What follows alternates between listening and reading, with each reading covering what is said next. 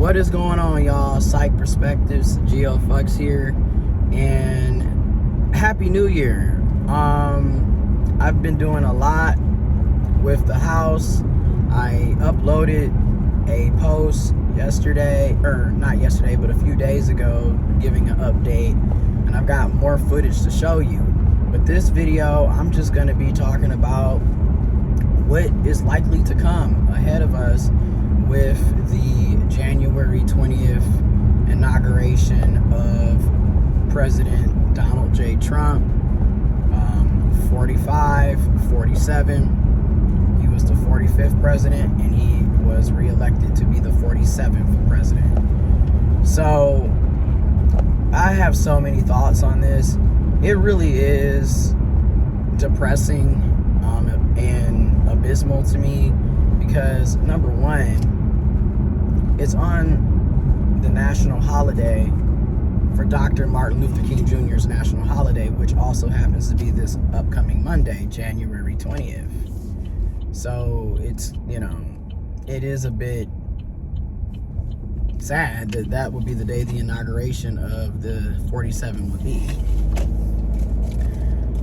Number two, what is likely to be implemented under President Donald J. Trump and Vice President J.D. Vance administration.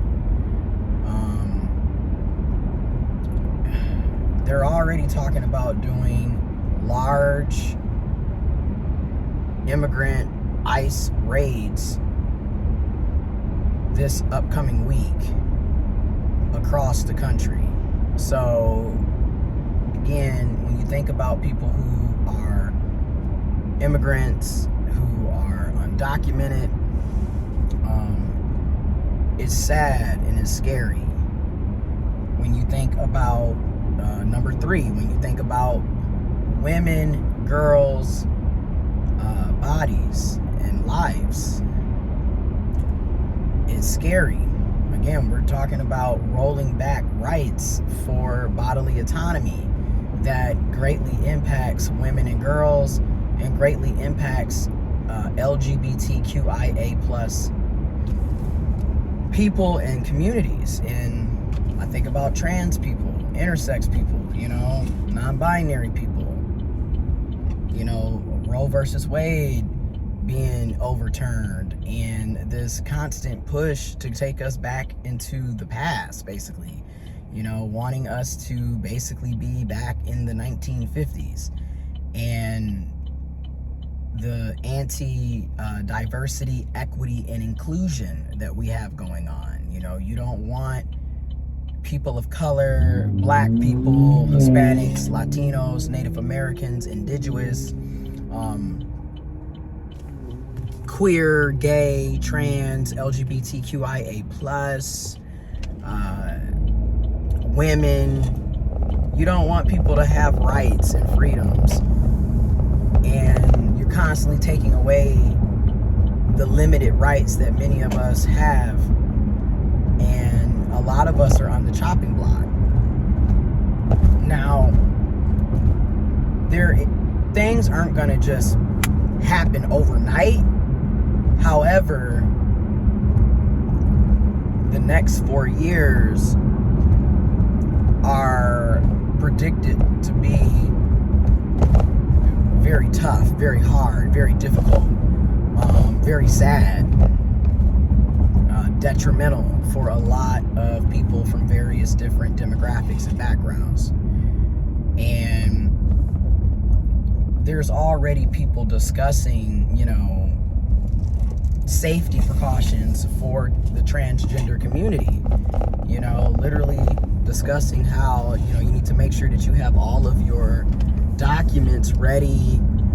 You need to be making sure, all of your legal documents and identification documents are in a safe area. You have extra copies of them. You want to make sure that you got your gender markers updated, your name change corrected, updated on those documents, all of that. And then there's also the conversation around, medication, gender affirming care, which is healthcare.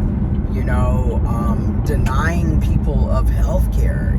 Are you going to be able to have your hormone therapy, your gender affirming hormone therapy?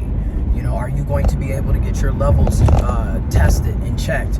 Are you going to be able to see a medical provider? These are things that people within the trans community are facing and preparing for. We already have 23 states in the United States of America that are pushing for gender affirming bans, for banning gender affirming healthcare, which essentially is banning transgender people from getting medical healthcare that is gender affirming for them. But what's so crazy is when they ban gender affirming care, you have to keep in mind, that's why I keep saying, you know, privilege is a hell of a drug. You got to keep in mind, a lot of people that are considered cisgendered also utilize gender affirming healthcare. They also benefit from it. So it's always odd to me, because case in point, what do you think BBLs are? What do you think hair transplants are? What do you think breast augmentations are? You know what I'm saying? And if that's the case, then cisgendered men can't get testosterone either then, because that's considered gender affirming hormones. Cis women who have PCOS or who are going through menopause, I guess they won't be having access to estrogen and other and progesterone and other hormones, right? Like, you're literally going to be harming everybody. You think you're targeting the trans community, the intersex community, but you're going to inevitably hurt cisgender people as well. So it's like, when you're that narrow-minded and short-sighted that you don't see the forest for the trees, essentially, you're not looking at the bigger picture, the grand scheme of everything, you're gonna throw your own self and people that you love and care about under the bus too. When I think about the poor, working class, lower class, middle class, we are screwed. Again, when you look at these corporations, social media, and the oligarchy setup, where literally we're allowing it to the point where it's just going to be the 1% ruling everything, and social media, you know, CEOs, the rich and the wealthy and the billionaires, they're controlling the show. They're controlling everything. They're running the politics, you know what I'm saying? They've got their own political action committees. They're super PACs. You know, they have literally bought and sold the elections, bought and sold politicians.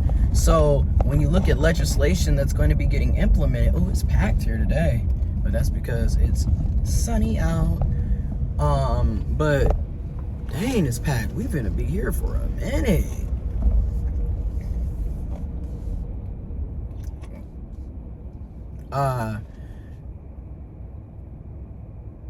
When you look at all of that and what's going on, it's like they're controlling the show. They don't want people to make living wages.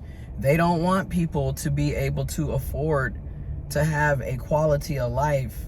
They want everybody to be working, you know, 60 plus hours a week.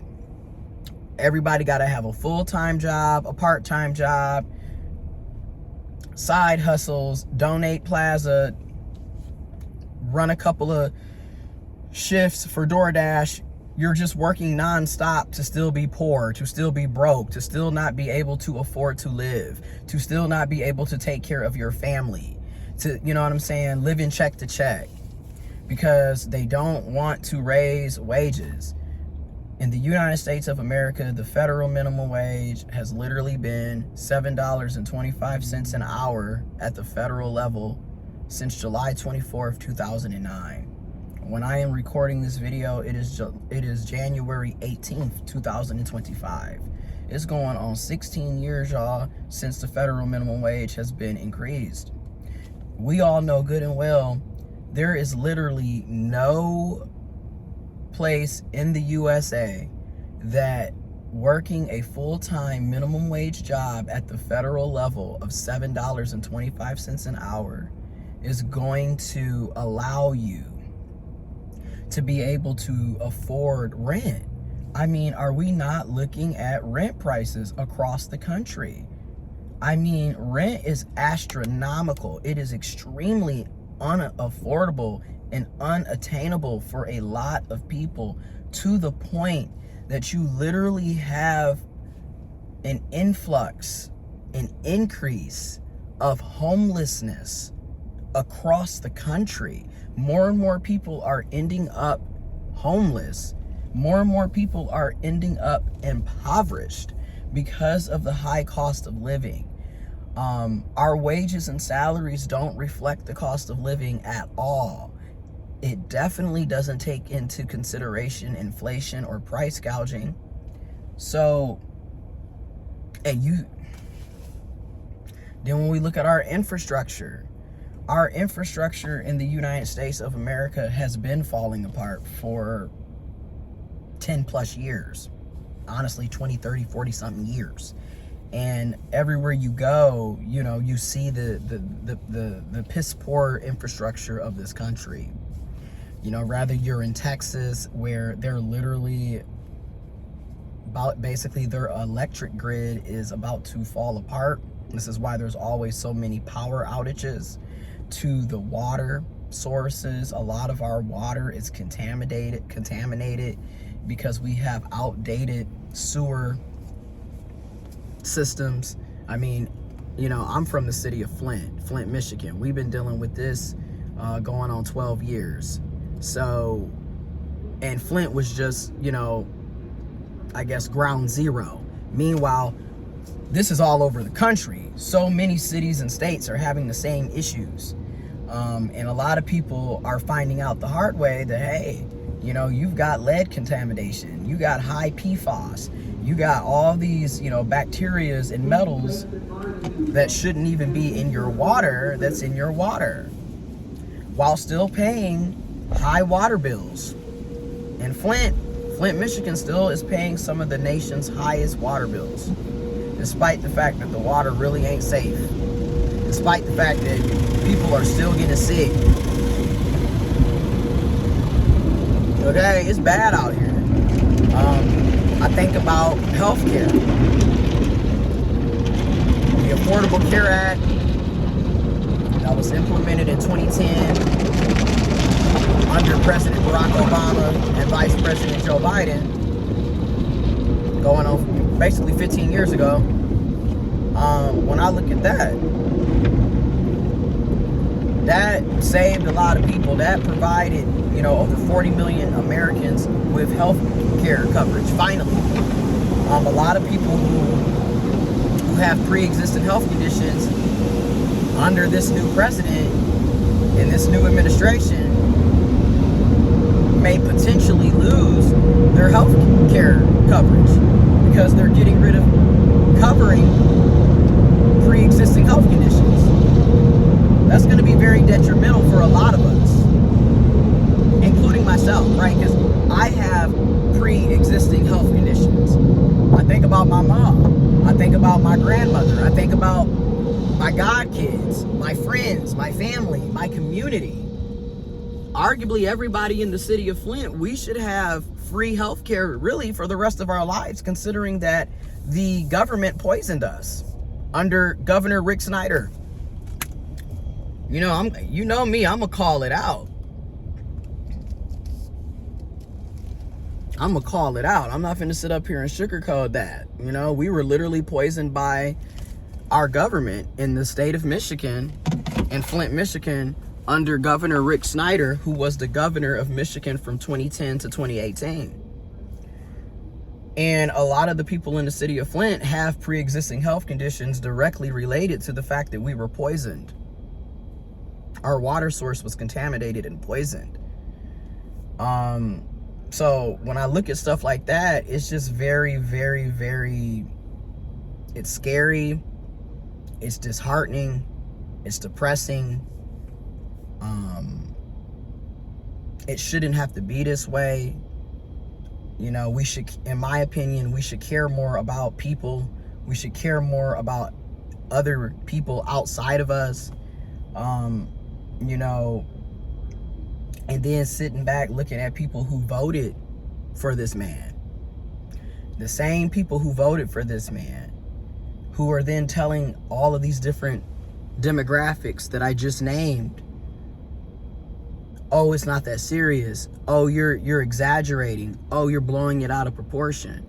When they're literally telling us they're going to be taking away our health care as transgender people, as intersex people. They're literally criminalizing porn. And I know a lot of people are looking at that like, well, you know, that's good. We don't really need porn. Porn's bad. And, you know, there's mixed opinions on that. But what people don't understand is when you're criminalizing porn, you're also criminalizing the LGBTQIA plus community. It's a slippery slope. And I don't think people really understand what can potentially happen in the coming years. So, and again, they're talking about getting rid of marriage equality. So again, you have a lot of gay, lesbian, bisexual, queer, LGBTQIA plus people who may lose their right to marry their loved one, to marry the love of their life. You know, it's bigger than that, you know.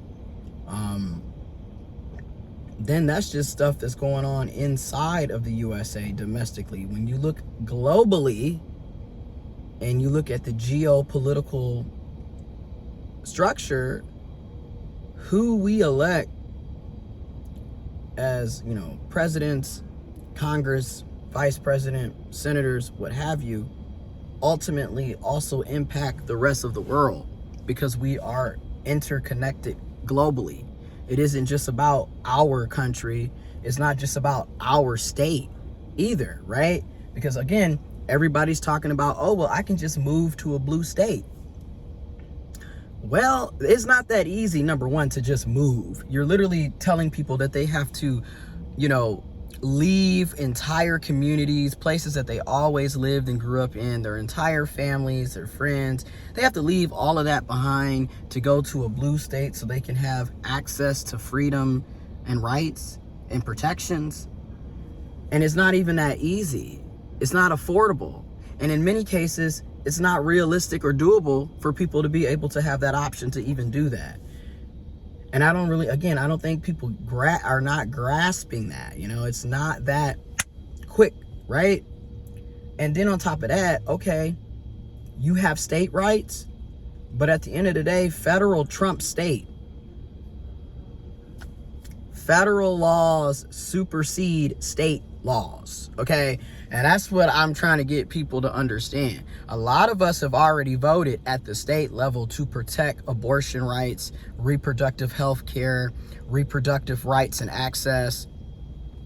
However, at the federal level, they can decide at the federal level that, you know what, who cares that you voted in your state to protect abortion access or reproductive health care or reproductive rights. We're making it illegal at the federal level, so that doesn't matter. You know what I'm saying? So it's just, and then California is on fire. Like, California is literally burning. Entire neighborhoods and communities no longer exist because of a wildfire. That allegations that it was also caused by arsonists. And a lot of the areas that got burnt were predominant. Some of the areas, I should say some of the areas, some of those communities and neighborhoods that got burnt down were predominantly black areas, black and brown areas. And then also you have all these people who have died because of the fires. Okay. And then we still have everything going on in Tennessee and other states where the hurricanes hit, climate change. Then I'm looking at what's going on with bird flu. We still got people dropping left and right still from COVID and long haul COVID and all of these health ailments that are literally because people kept getting reinfected with coronavirus, COVID-19. So it's just so much stuff that I'm thinking about. So as we go into 2025 and as we prepare for this new president, and their presidential administration, I'm sending love to women and girls. I'm sending love to transgender people and anybody that falls underneath the transgender umbrella. I'm sending love to working class people, poor people, working poor, working class, middle class people. I'm sending love to people who have health issues and pre-existing health conditions. I'm sending love to the LGBTQIA plus community. Love and light, because I'm sending love and continued love to the people in Palestine, the people in the Democratic Republic of the Congo, in Sudan, in Yemen. I'm sending love and light to all marginalized and oppressed people.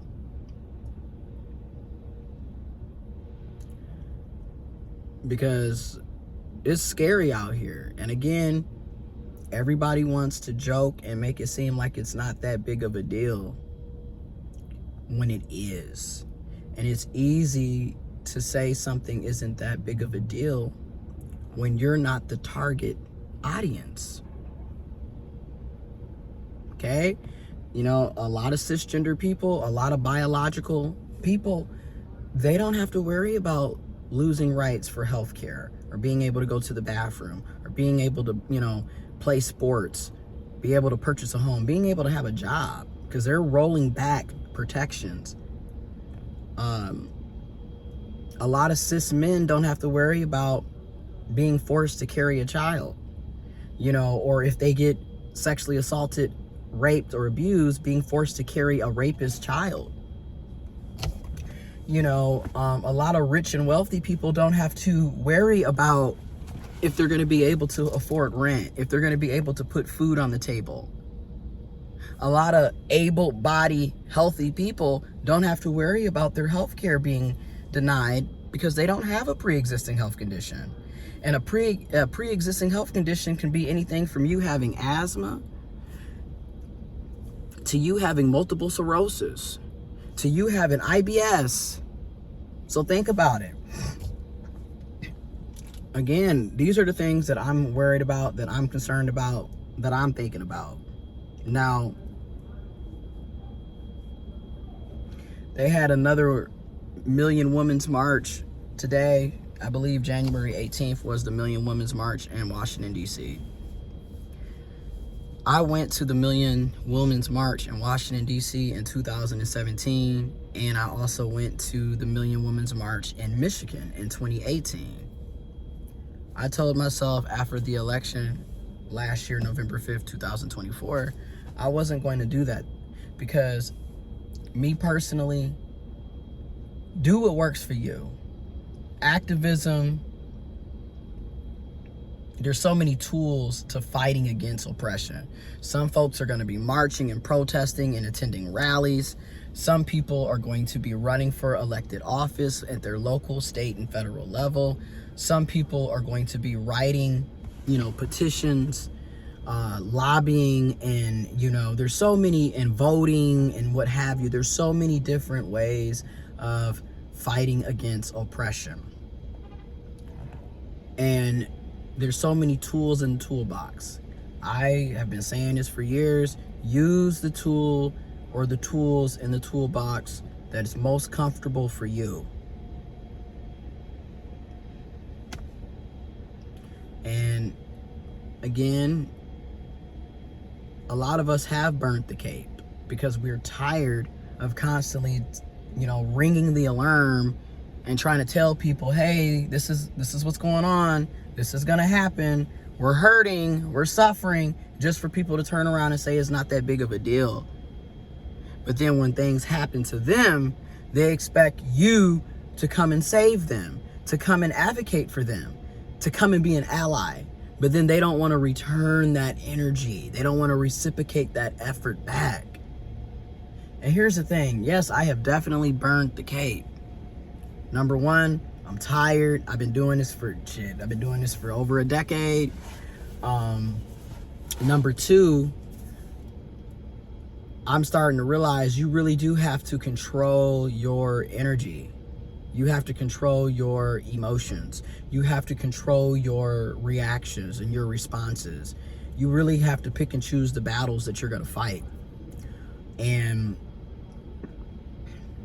that's what I'm doing. And at the same time, I'm still very much aware of what's going on in society and how it can impact people around me and around the world.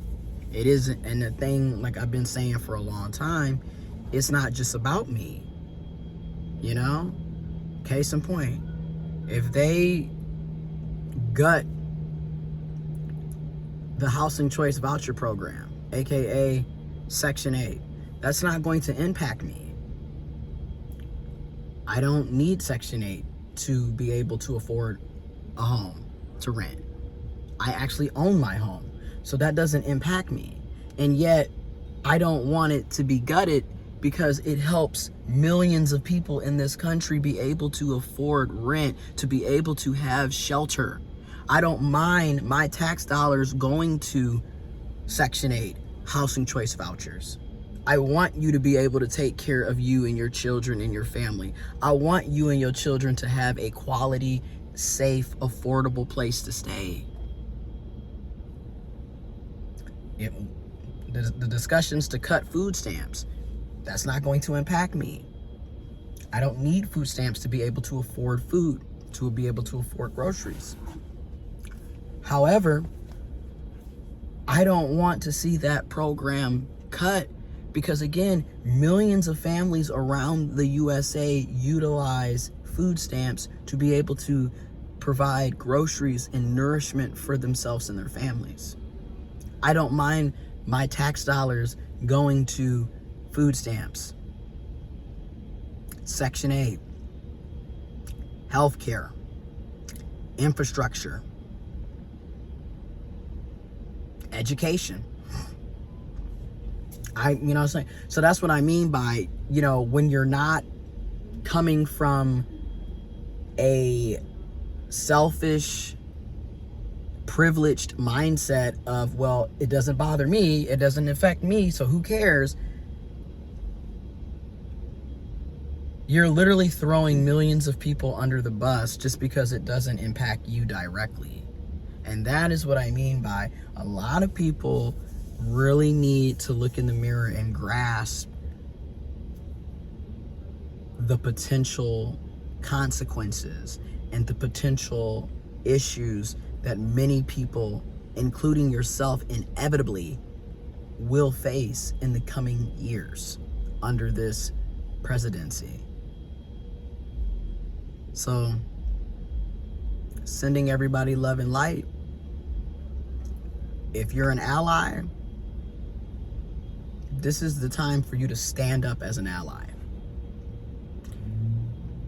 If you're a cis person, this is the time for you to stand up for trans people. If you're a cis man, this is your time to stand up for cis women and trans women. And trans men. If you are more well off, you have more finances, you have more financial stability, this is your time to stand up and support those who have less than you. Support those who are living check to check, who are poor, who are going without. That's what being an ally really is about. It's not just a term, it's an action. It's an action. Okay? And that's what I'm going to leave you all with. I know I've been kind of MIA with the videos. I've been dealing with a lot with the house and my mom's health and just other things going on. But I'm gonna leave you with that.